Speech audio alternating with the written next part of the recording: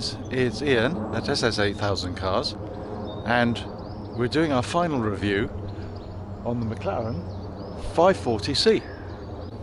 Now we've, as always, really enjoyed the McLaren. The McLaren's a fantastic companion, and really the idea here was, if we live with the McLaren for 5 to 6 weeks, can it be used as an everyday car?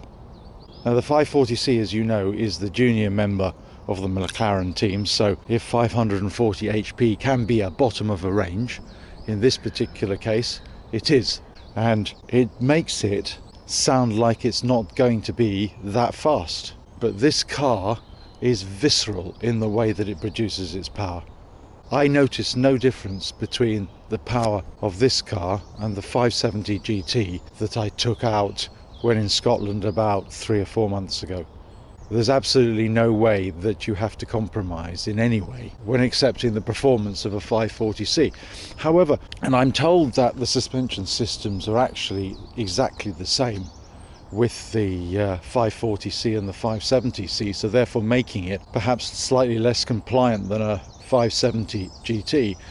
But I feel that the suspension setup on this car is absolutely perfect. There's absolutely no roll.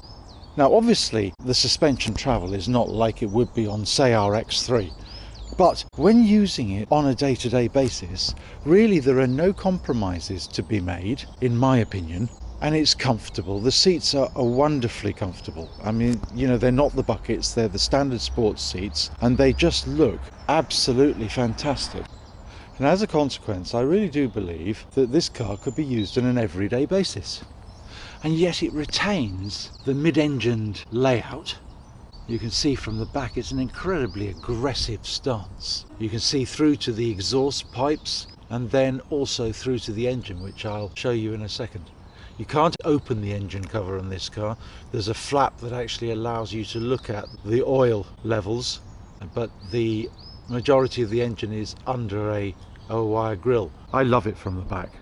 I think from the back it's a spectacular looking car. So aggressive. I've also come to the conclusion that although I think the 570 GT, where you have the rear hatch where the rear window sweeps down to the back so you don't actually see the engine's completely covered, for a supercar I like the way that the engine is on show and then you have the rear window just behind the partial shelf, which is behind the seats inside the cabin. I really like that.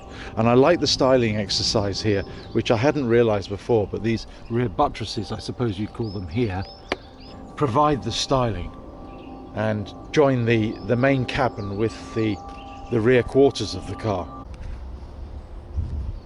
So here you can see the engine on display in the fairly traditional mid-engined layout. But the car has a natural balance to its handling on the road, which really makes it fun to drive. I have really only one main criticism. I don't like to use the word criticism because there's nothing you can do about this with this type of car. But for everyday use, its only major limitation is the fact that it's really low. And however you play it, it has a carbon tub. The MonoCell 2 that's in the 570, 540 range is obviously much more practical than it is in the 675. You still have to fall into the car and climb out of the car, which can be a little bit inelegant, especially when your partner is wearing a dress. But what a spectacular looking car.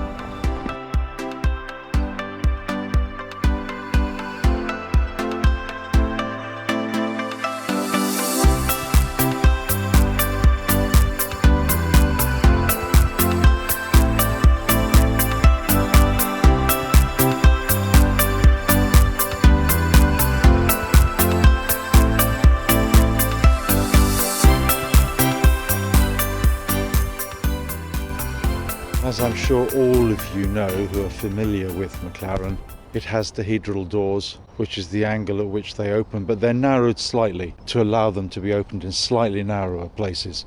But as you can see from here, they still require an amount of space to get in and out of the car. So you have to be careful where you park it.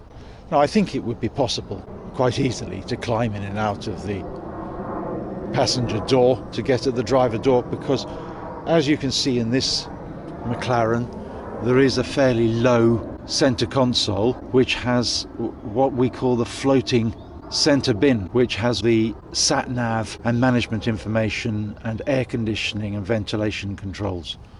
So I think you'll be able to get in on the passenger side quite easily and jump across.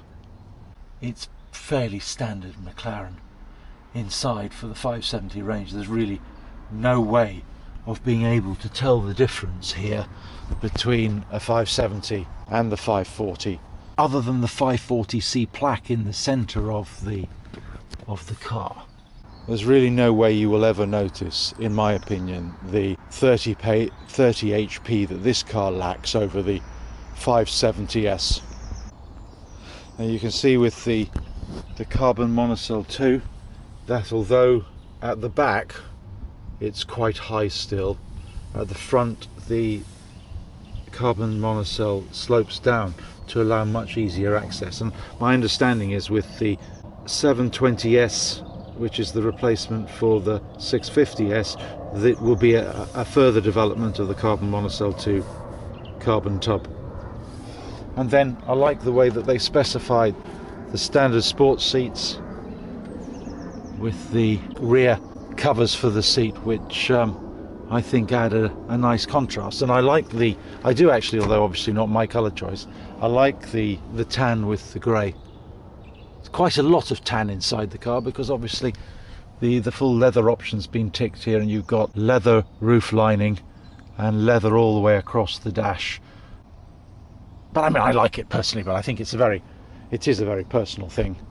Colours of cars, it's quite understated, but I guess that a car like this doesn't need to be in a bright colour particularly. I mean, if you want it in a bright colour, it looks fabulous, of course, but it doesn't need to be in a bright colour.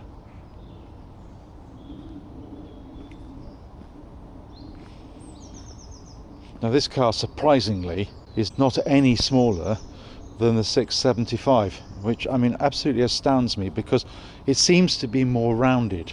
I think McLaren have got the dimensions of the car absolutely spot on. It just flows and it swoops, and then that joins the slightly more aggressive side, which are the front spoiler and the splitters and the rear diffuser, to make it look aggressive somehow but still beautiful at the same time.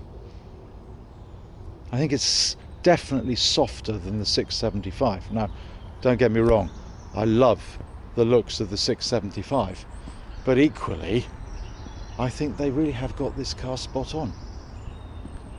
Everything is intuitive in the car, except perhaps the satellite navigation system is based upon the one that I have in the 675 LT, but I still find it's a bit fiddly. And of course, as being a touch screen, all cars have gone touch screen these days, so I think it's something that we have to learn to live with.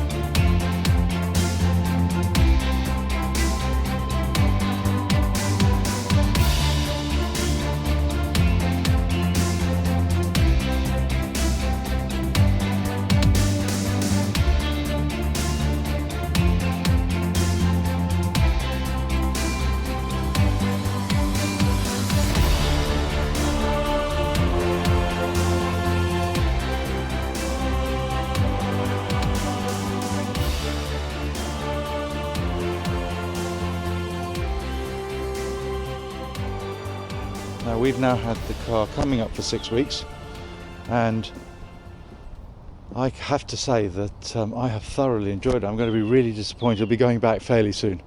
So, as you probably gathered, because I tend to do these reports up at the top of the road when the car's fairly imminently due to go. But I'm going to miss it. Really, I am. Now, the question, I suppose, is, would I use this car every day?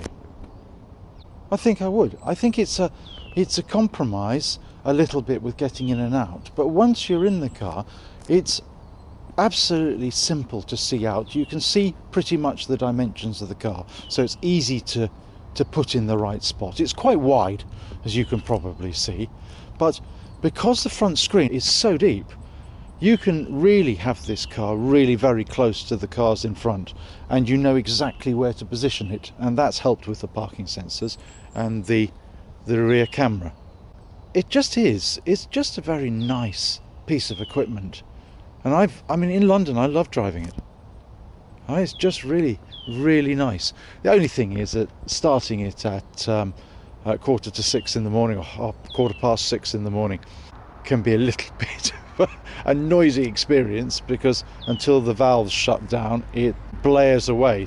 Overall, a really nice machine, and I felt so lucky to have experienced this on an everyday basis for this period of time, because of course I don't use the 675 on an everyday basis. So it's only been up to London once so far, and you know, I try and keep the 675 as a bit of a special machine, either when I'm filming for you guys or when I'm going somewhere special. And this gives you the same excitement every time you get into this car. You get a really warm feeling, which is the sort of feeling you get when you're about to do something exciting. And I think that says everything about the car that you need to know. That's what I ask of a car, is that it gives you a special feeling when you actually get into it. And when you look at it, had it parked in Berkeley Square on Friday evening, and it looked spectacular. And the number of guys that came up and took photographs of it was just incredible. So I think, isn't that what you ask of a supercar? And then the fact that you can genuinely use it every day makes it even more exciting. It's just a great all-round package. I think McLaren have absolutely nailed it. Can't wait to see what the 650S replacement is like. Okay guys, well, it's Ian from SS8000 Cars signing off. Hope you've enjoyed the videos on the McLaren 540C, and I hope you feel I've given you a decent feel of what it's actually like to own. Please make sure you subscribe. Thank you.